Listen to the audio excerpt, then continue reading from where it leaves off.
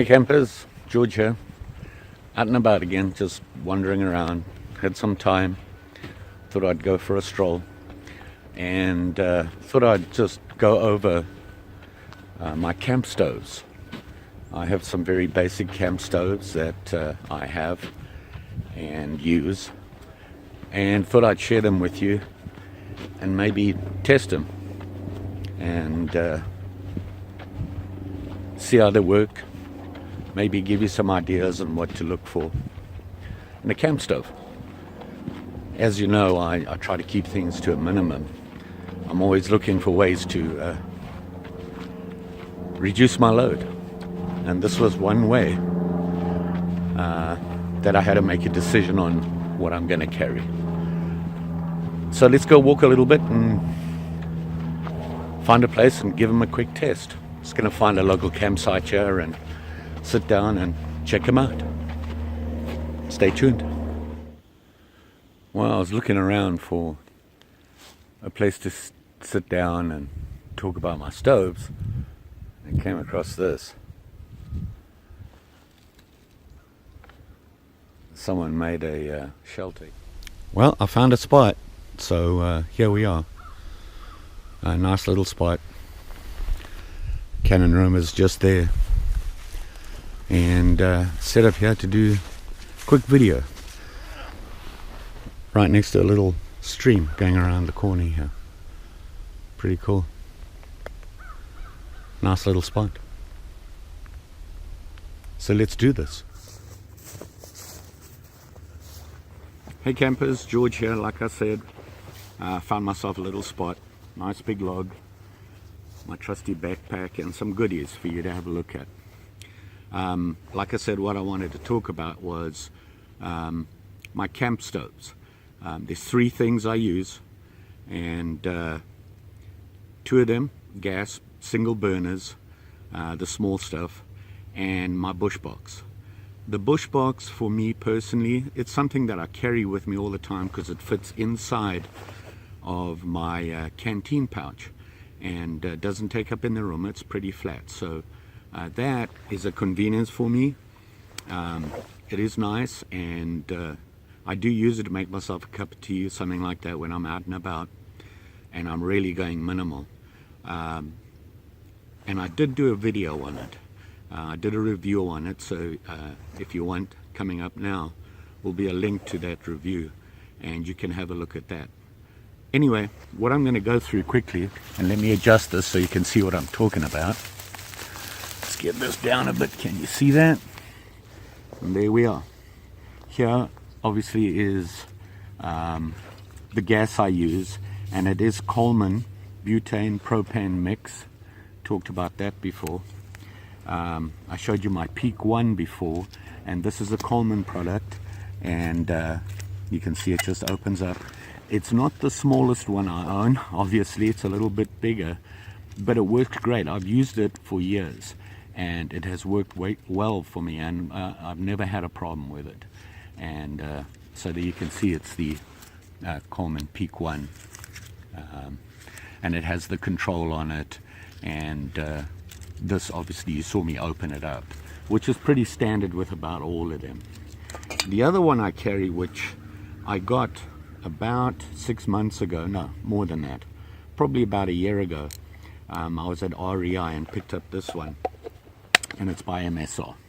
Comes in a little plastic case where it sits right into, it drops right into there. It actually works pretty well. Good storage box for it. And the lid goes on, you can see it there. Nice, very nice. However, price wise, the Coleman, that Peak 1, this one here, was a lot less expensive. This, however, you can see size. There is quite a difference, and you know, I'm always looking to lessen my load. So I looked at this and I decided to get one. It's a lot more basic, but it works just as well. And this is called the MSR PocketRocket. I'm sure you've heard about it, and it is a great little stove. Works really well. On both of these, I found that I can actually boil some water in about 3 or 4 minutes. So they do work well. They work pretty quick. So if you want a quick cup of tea and you don't want to take all day doing it, this is the way to go. Use one of these small stoves. The downside is they are bulkier. You know, you have to carry your gas with it as well. One thing I will say is that I have a self-sealing container, so when I take them off, it does seal, and you can reuse them. You don't refill them, but they can be reused. Once you've used them you didn't use it all, you can come back and use it again. You can see on here, it actually says, if you can see that, self-sealing. So remember that. You don't waste any gas that way. So the PocketRocket and the Peak 1.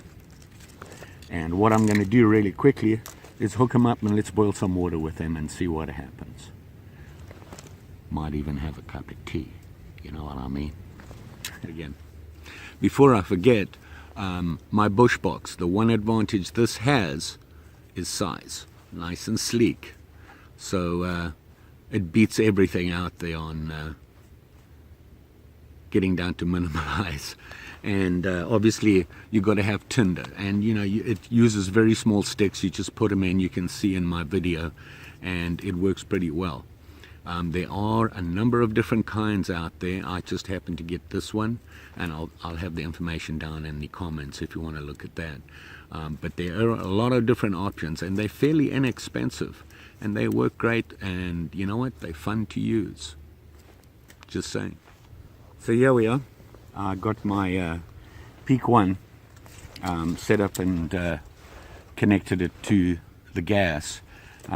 Just something you should always do is once you've connected it, before you actually light it, give it a sniff.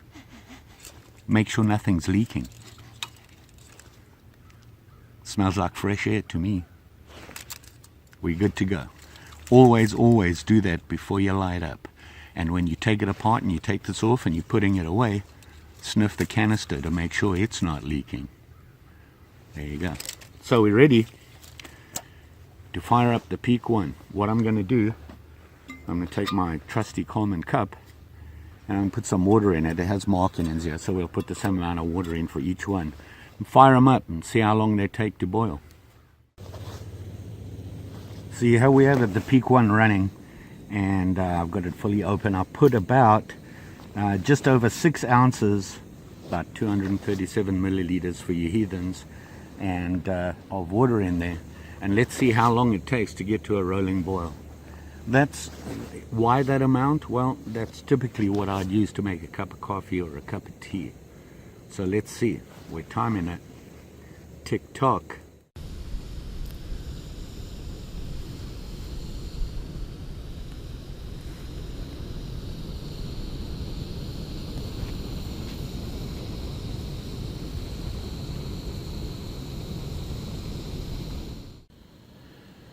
So we've been going for about 4.5 minutes, and whoops, that didn't work.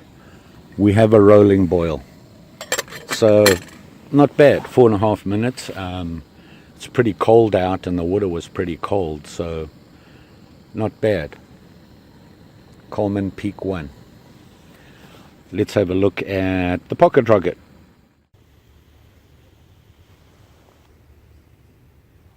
Sniff test.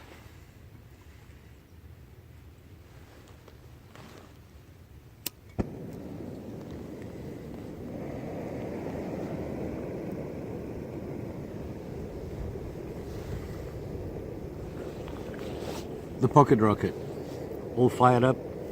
I did wait and let everything cool down. I got rid of the other hot water and let the can cool down, and then put more water in, the same amount as before. So let's see how long this one takes. MSR PocketRocket.